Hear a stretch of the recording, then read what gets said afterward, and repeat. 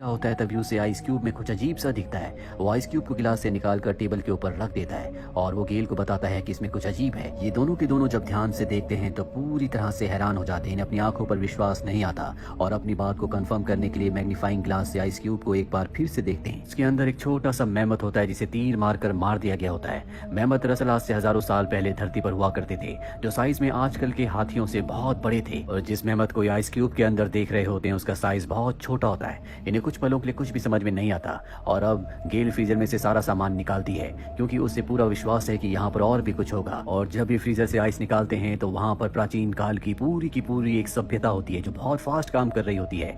ये लोग बहुत जल्दी तरक्की कर रहे होते हैं। गेल और रॉब को अपनी आंखों पर विश्वास नहीं आता।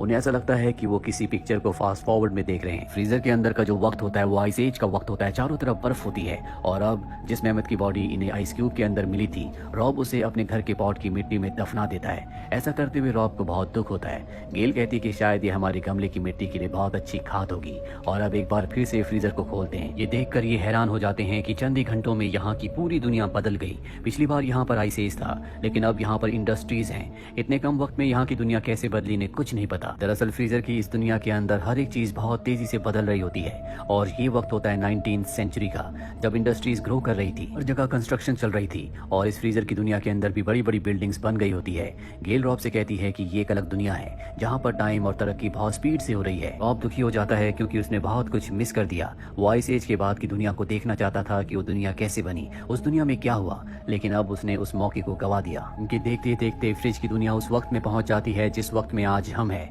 अब यहाँ पर उड़ने वाले प्लेन भी हैं और ये सब कुछ अपनी आंखों से देख रहे होते हैं जो चंद ही घंटों में सब कुछ बदल गया होता है। ये सब कुछ देखकर ही दोनों बहुत ज्यादा एक्साइटेड होते हैं और तभी यहाँ फ्रीजर की दुनिया के अंदर एक बॉम्ब गिरता है जिससे एक बहुत बड़ा ब्लास्ट होता है। दरअसल ये एक न्यूक्लियर बॉम्ब है। बॉम्ब के ब्लास्ट की वजह से रॉब पीछे हट जाता है जिस वजह से वो गिर जाता है। उसका चेहरा आग की गर्मी की वजह से लाल हो गया होता है और अब ये फ्रीजर के अंदर देखते हैं जहाँ पर ब्लास्ट हो रहे होते हैं। दरअसल ये एक न्यूक्लियर वॉर है।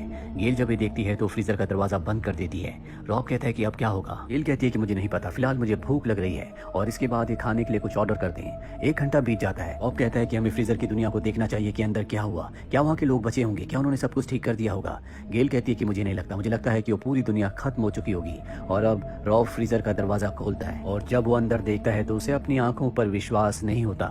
ये हमारी दुनिया से भी बहुत आगे की दुनिया होती है जो बहुत ही ज्यादा हाईटेक होती है। यहाँ पर फ्लाइंग कार्स भी बन चुकी है, साथ ही दूसरी टेक्नोलॉजीज भी बहुत ज्यादा हाई होती है।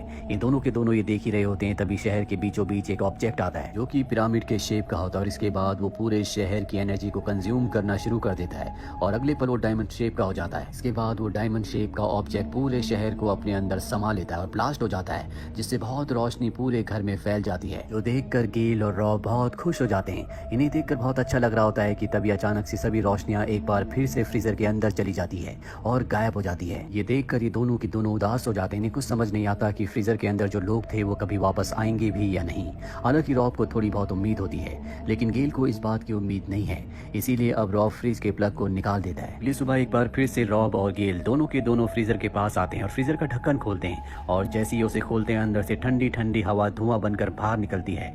जब ध्यान से देखते हैं तो एक बार फिर से आइस एज शुरू हो चुका होता है, यानी समय का वो चक्र जो एक रात पहले शुरू हुआ था वो आज फिर से शुरू हो चुका है। कुछ ही पलों में ये डायनासोर्स भी देखते हैं जिनके पास कुछ एप्स भी होते हैं और ये एप्स इंसानों के पूर्वज हैं जिन्हें सेपियंस भी कहा जाता है। इन्होंने एक डायनासोर का शिकार किया होता है लेकिन तभी एक दूसरा खूंखार डायनासोर आ जाता है जो इन सब को मार देता है। दरअसल इस फ्रीजर के द्वारा हमें हमारी दुनिया के बारे में बताया गया है कि किस तरह से दुनिया बार बार बनती है, बार बार खत्म होती है, किस तरह से इंसानों ने तरक्की की और किस तरह से वो आगे भी तरक्की करते रहेंगे। ये एपिसोड यहीं पर खत्म हो जाता है।